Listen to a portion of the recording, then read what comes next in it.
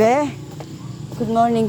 May nakita ka nagtitinda dito ng foam at saka may kaldero na ano, yung foam na maliliit lang. Lumagpas na po dito ba? Dinalin niya ang alahas ko. Kinuha ba? Oo, tumingin daw siya titingin daw siya ng ano, ng kung ano-ano. Pero may CCTV doon, pupunta ako sa ano mamaya. Putris. Yan, paganda na po siya ngayon eh, kakaalis sa mga sa oras. Mga Ayun na nga, dumaan sa bahay. Sabi niya, may mga alahas kayo dyan. Tapos sabi ko, may sira akong alahas. Sabi ko, pinagkatiwala ko sa kanya, dinalin niya. paano po Nawala yung mga ano ko.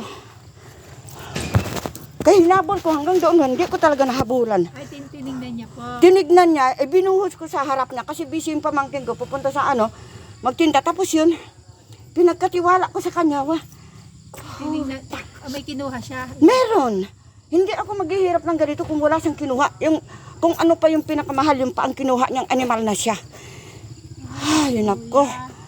Makita-kita ko lang. Nagtitinda po yun ng kaldero at saka mga Dalawa sila eh. Yung isa hindi. Tapos yung maiksi na foam na ano. Yung nagtitinda sa akin na mga yung madami na ako nakuha, maayos yung mga yun. Siguro bagong salta yung mga yun. Siguro, pero makikita ko yung CCTV. Pupunta kami sa ano mamaya. Hayop siya. Hindi niya alam may CCTV doon sa harap ng bahay namin. Oo. Kaya sabi sa akin doon, kaya sabi sa akin doon, punta ka sa ano kasi nandyan ang CCTV i-review. Hayop talaga, magtiwala ka na, no? Tapos gaganunin ka pa. Di ba tinitito lang nila yung kaldero at saka mga Oo. Tapos nagtanong siya, buti hindi ko pa nilabas yung relo ko na ano na, yung Psycho 5. Baka yun ang dinalin niya. Di ba sabi sa inyo, o may sirang alahas? Oo. Binigay mo na ba? Binigay ko, nagtiwala man ako. Sinik niya. Chinek niya. Bago nang binalik sa inyo, akala niya kompleto. Oo, kung akala ko talaga kompleto, panatag ang kalooban ko kasi ako, ugali ko kasi, maano ako yung okay sa akin kasi hindi ko ugali magnanakaw eh. Malaki tiwala ko eh. Sila ng ano yung nagpapahulugan. Oo. Tapos bakit ganun? Kung pagkatiwalaan ng tao. Alam ko doon ang sasakyan yun, doon sa dulo, yun yung mga jeep, di ba? May mga jeep. Ayun ba yun? Nga siguro, pero kung sila gala na sila na. May kasama yan, may mga jeep yan siyempre. Saka nasa buklod, ang ano yan, sasakyan, doon sa... Nah. Itawag ko sa pamangkin ko yan. Paano? Alam niya eh. Alam na kung sino yung ano dyan. O sige, salamat pasensya sa ano ah. Oo. Oo. Sige, salamat.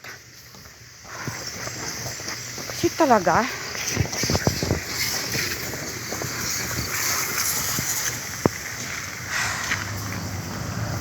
Nagbenta kayo ng mga kalakal din?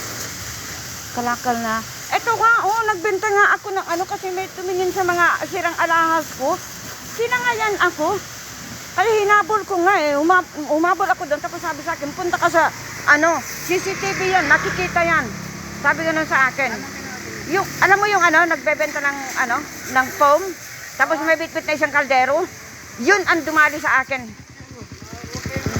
Pinagkatiwala ko sa kanya isang buo. Pinagkatiwala ko yung lalagyan ko. Inano ko sa kanya kasi tiwala ako. Anong laman yan? Mga ano ko silang alahas ko po. Tunay na alahas? Oo, wala na. Wala nang ano, hindi na yung ano, iniwan niya yung mga hindi ano. Gago siya. Ang mahal pa naman nun. Swerte niya doon sa ano ko Huwag kayong ano ng ganyan yung mga naglalako. Ay nako. Gago talaga. Oo, yung ganyan, yan ang trabaho niyan. Yung mga naglalako na yan. Oo. Lang yan, nakikiramdam. Kaya kayo huwag kayong tititig sa mga mata-mata nila. Na ganyan na yung lola ko eh. Anak ng toko. Nananali na lola ko dyan. Nung una po, 7 bangles ko nawala. 18 carats each. Ay, ganyan. Namili kami ng pamangkin ko kasi nadatnan ko wala silang ano, susi.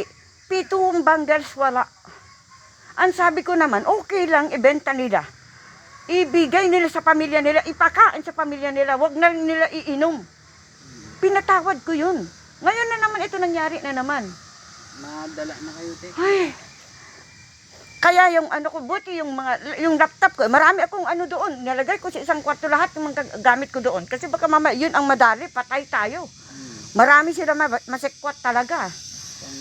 Ay, naku. Oo, pupunta kami mamaya ng pamangkin ko. Salamat po. Ay, naku. Na ganyan din? Tayo. Oo.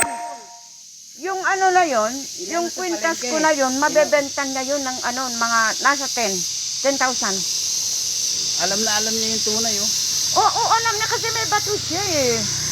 Gago siya. Testing lang niya yun. Pagka dumikit yun, Oo. peke. Pagka hindi, yun po. Yun nga, meron, kaya sabi ko, kaya pala ayaw niya mag-check sa harap ko. Tinawag ako ng pamangkin ko, tinulungan ko maglagay doon sa service niya. Aba, nakatalikod lang ako. Ngayon lang? Ngayon lang. Grabe siya, mapapatay ko siguro. May sasakyan? Wala, naglalakad lang. Dalawa sila. Biniling ko yung isang matanda doon. Kasi yung bata, dalawa sila naglalakad. Ngayon, biniling ko siya, humanda siya, may CCTV siya. Pag hindi niya ibalik siya, humanda siya sa akin. Sabi ko, pabugbog ko talaga siya. Gago siya. Ingat na lang ulit. Oh, sige po, salamat po. Kala ko nag-ano kayo ng mga prutas. Hindi, nabul ko nga. Siyempre, ano yun, pwede niya ibenta ng 10,000 yun. Oo. Ano yun muna? Baka Oo. Sige po, salamat. Pupunta kami ng pamangkin ko. Kilala niyo yung pamangkin ko, si Len? Hindi, kilala niyo yung pamangkin ko, di ba? Si Len, oo. Sige po.